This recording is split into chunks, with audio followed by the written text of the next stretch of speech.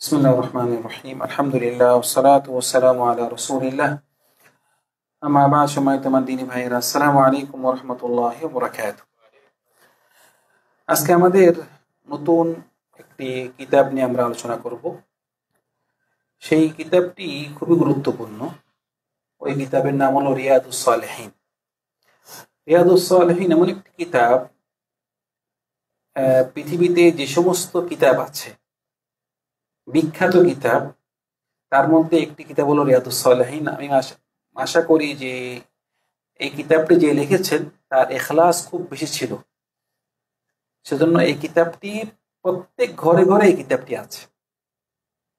আর এই কিতাবটি এমন সুন্দর একটি কিতাব যে ইমাম আন-নাওয়াবী রাহিমাহুল্লাহ তিনি যে কিতাবটি লিখেছেন, মানে সাধারণ একজন মুসলিম তার তো মানে যে সমস্ত কিতাবুল হাদিস আছে, বুখারী, মুসলিম, আবু দাউদ, তিরমিজি, ইবনে মাজাহ, নাসাই, মানে এত বই, এত কিতাব পড়ার তার মানে সুযোগ হয় না।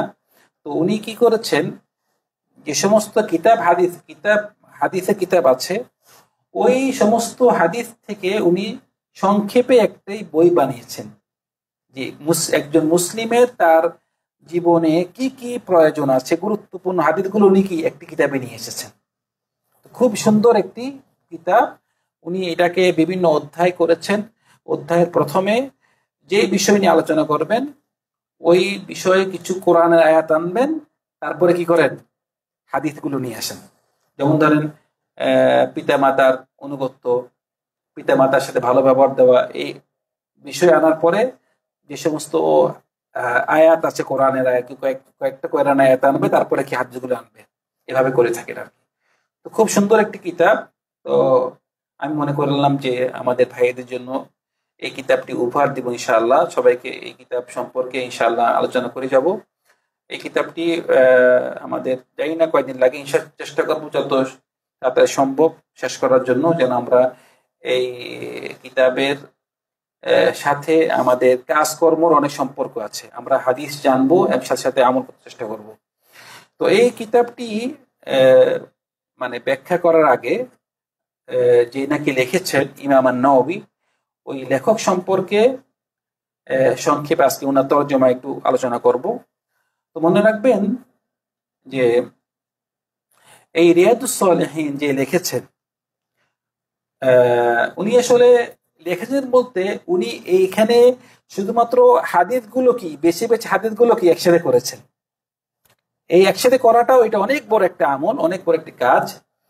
তো ওনার মানে এখানে শুধুমাত্র বইয়ের মধ্যে উনি অধ্যায়গুলো বানিয়েছেন এবং কোরআনের হাদিস, কোরআনের আয়াত এবং হাদিসগুলো এনেছেন, খুব সুন্দর করে উনি সাজিয়েছেন।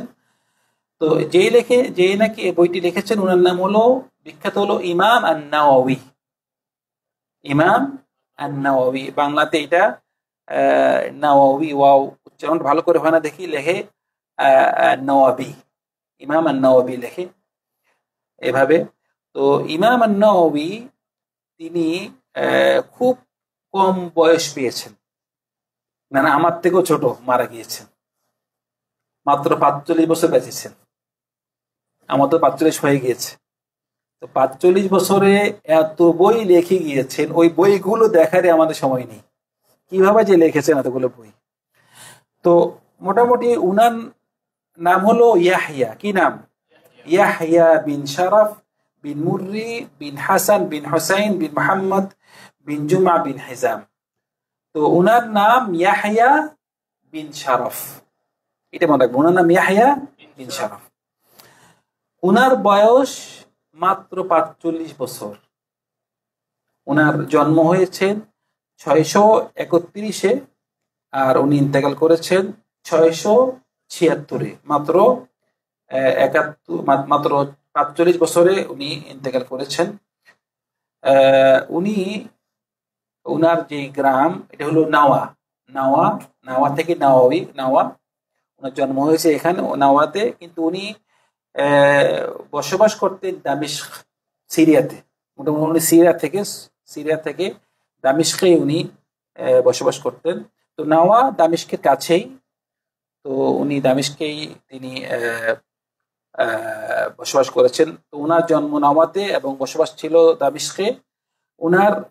উনি যে মাযহাবের লোক ছিল শাফিঈ মাযহাব, শাফিঈ মাযহাবে ফিকহি মাযহাবে উনি শাফিঈ ছিলেন। উনার কুনিয়া, উনার উপাধি ছিল আবু জাকারিয়া। কি ছিল? আবু জাকারিয়া উনার উপাধি। আবু জাকারিয়া বলতো, কিন্তু উনি বিয়ে করেননি, উনি অবিবাহিত ছিল, বিয়ে করেননি। এর অর্থ না যে উনি বিয়ে না করে উনি এটাকে সওয়াব মনে করেন না, উনি ব্যস্ত ছিলেন, হয়তো খুব বেশি ব্যস্ত ছিলেন, বিয়ের দিকে কোনো খেয়াল ছিল না। মানে তলাবুল ইলম এবং লেখালেখিতে উনি ব্যস্ত ছিলেন, তো উনি মোটামুটি বিয়ে করেনি। তাও উনার নাম আবু জাকারিয়া বলা হতো। এটা আরবিতে, মানে আরবদের মাঝে এটা মানে এটা চল ছিল।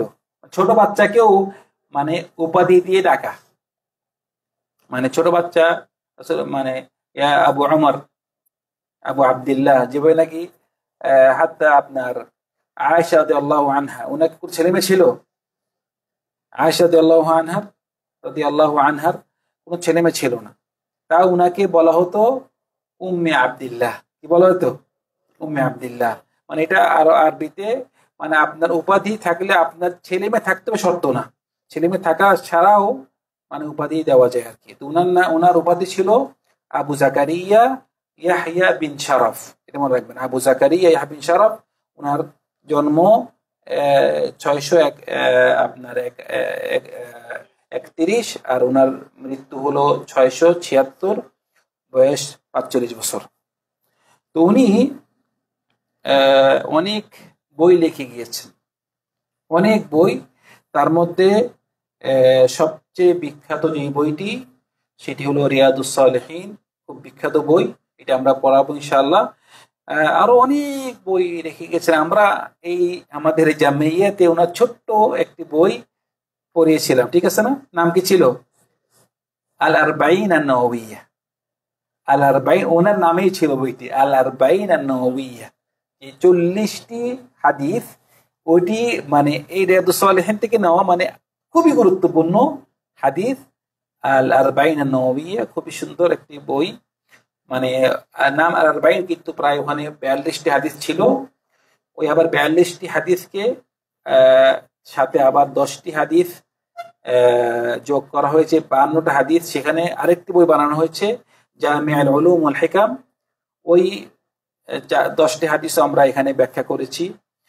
তো মোটামুটি আমাদের এই ইমাম আন-নওয়ী তিনি যে বইটি লিখেছেন রিয়াদুস সালেহিন, তারপর আরেকটি বই আল আরবাঈন আন-নওয়িয়্যা, আরেকটি বই হলো আত-তিবয়ান। নাম হলো আত-তিবয়ান। এটি খুব গুরুত্বপূর্ণ, বিশেষ করে যারা নাকি হাফেজে কোরআন, আদব সম্পর্কে, আত-তিবয়ান ফি আদাব হামালাতুল কোরআন, যারা নাকি কোরআন হাফেজ, তাদের আদাব সম্পর্কে আত-তিবয়ান খুবই গুরুত্বপূর্ণ একটি কিতাব তিনি ওইটি লিখেছেন। আবার আরেকটি বই হলো আল মাজমু, ওনার বই। আবার তিনি হাদিসের উপরে আরো বই, যে আপনার ইমাম মুসলিম যেই বইটি লিখেছেন, ওই বইটিকে উনি ব্যাখ্যা করেছেন, শারহ সহিহ মুসলিম। একটি বই আছে এভাবে। তারপরে দিয়ে উনার আরেকটি বই হলো যে আল আজকার, মানে আল আজকার। অনেক সুন্দর করে অনেকগুলো আজকার, যে আমাদের একজন মুসলিমের তার জীবনে জন্ম থেকে মৃত্যু পর্যন্ত তাদের বিভিন্ন আজকার আছে, আজকার সম্পর্কে একটা বই লিখেছেন। তারপরে দিয়ে রাউদাতুত তালিবিন আরেকটি বই লিখেছেন, আল ইদাহ ফিল মানাসিক আরেকটি বই, তাহদিবুল আসমা ওয়াল লুগাত, আত-তাহরির ফি আলফাজ আত-তানবিহ। তো মোটামুটি অনেকগুলো কিতাব, মানে যে সমস্ত কিতাবগুলো আমাদের মানে পড়ার সময় হচ্ছে না, উনি লিখে গিয়েছেন। আল্লাহ সুবহানাহু ওয়া তাআলা উনাকে জান্নাতুল ফেরদৌস দান করুন, উনার কোনো ভুল থাকলে ভুল মাফ করে দিন।